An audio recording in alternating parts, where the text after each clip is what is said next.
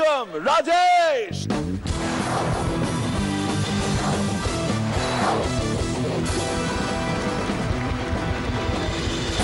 ফাতিমা নতুন marriage registry office খুলছে। একটা লোক একটা মেয়ে নিয়ে এসে অফিসের মধ্যে ঢুকছে।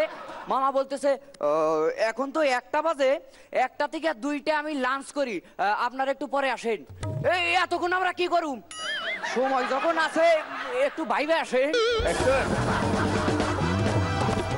ফাজিল মামার ছেলে ঘরের মধ্যে বসে পড়তেছে 1 + 2 + 5 + 1 + 2 + 5 + 1। এই শুনে মামা বলতেছে এই তুই পড়তেছিস না ভিক্ষা টাকা গুনতেছিস? বলেন তো এমন কোন জিনিস যা অদৃশ্য কিন্তু গাজর গাজর গন্ধ? একটা খরগোশ গ্যাস ছাড়ছে। চিকুদা, তোমার কখনো মাথা যন্ত্রণা করে না? আমারও যখন খালি পেটে থাকি পেট যন্ত্রণা করে। ফাজিল মামার সাথে গেছি জঙ্গলে ঘুরতে, হঠাৎ মামার ধাক্কা দেখলাম। ও মামা, ওই দূরে 1 চোখ বন্ধ করে হরিণটারে দেখো, 1 চোখ বন্ধ করে হরিণটারে দেখো। কইরে কইরে কইরে কইরে কইরে কইরে ফাজিল মামা লোভে পড়ে অনেকটা টমেটো সস খেয়ে ফেলাইছে। তারপর কি হলো? পরের দিন কোষ্ঠকাঠিন্যের চোটে 6টা টমেটো বাইরেছে। ফাজিল মামা চ্যাপ্টাদার কাছে ফোন করছে। হ্যালো, এই আমার বাড়ি তো প্রচন্ড ইঁদুরের উৎপাত, আমি কি করি রে? ফাঁদ পা তো মারা পড়ে যাবো। আমার তো ফাঁদ নাই। ও তাহলে কিনা নিয়ে আইসো। আমার তো টাকা নাই। তাইলে এক কাজ করো, আমার ফাঁদটা নিয়ে যাও। হ্যাঁ, ভালো কথা কইছিস। তারপর কি করুম? ফাঁদ নিয়ে পাতবা, তারপরে একটা বিস্কুট দিয়ে দিবা। আমার তো বিস্কুট নাই। তাইলে একটু ছানা দিয়ে দিও। আমার তো ছানা নাই। তাইলে একটু রুটি দিয়ে দিও। আমার তো রুটি নাই। তাইলে একটু তেল দিয়ে দিও, তেল। আমার তো তেল নাই।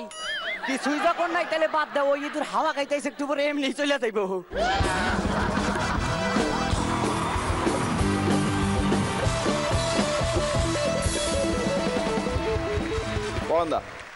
রাজেশ, আজকে একটু কমজোরি লেগেছে, তোমার নিজস্বতা খানিকটা কমে গেছে। পরে ঠিক হবে, সবাই জানে। ইনি দুশ্চিন্তার কোনো কারণ নেই।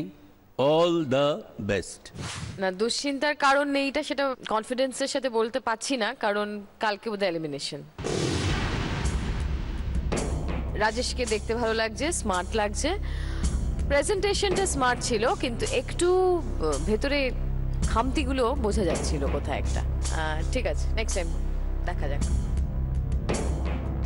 আমার একটাও ভাল লাগেনি, দেখা যাক কি হয়।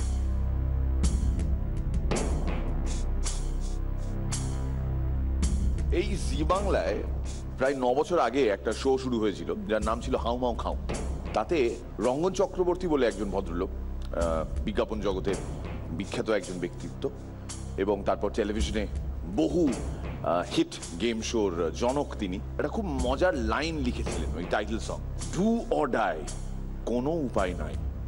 এখন রাজেশের সামনে কিন্তু ওই একটাই পথ, ডু অর ডাই, নাহলে সত্যি কোনো উপায় নাই।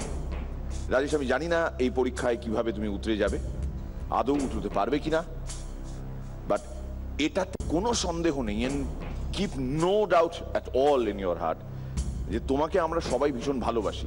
সো এই কথা আমি তোমাকে বলতে পারি অনেকটা জোর দিয়ে, যে তোমাকে বাঁচিয়েছে এই 3 জন অনেকবার প্রশ্রয় দিয়ে। আমি জানি না কাল রাতে তুমি এই প্রশ্রয়টা নেক্সট টেস্ট করার সুযোগ পাবে কিনা।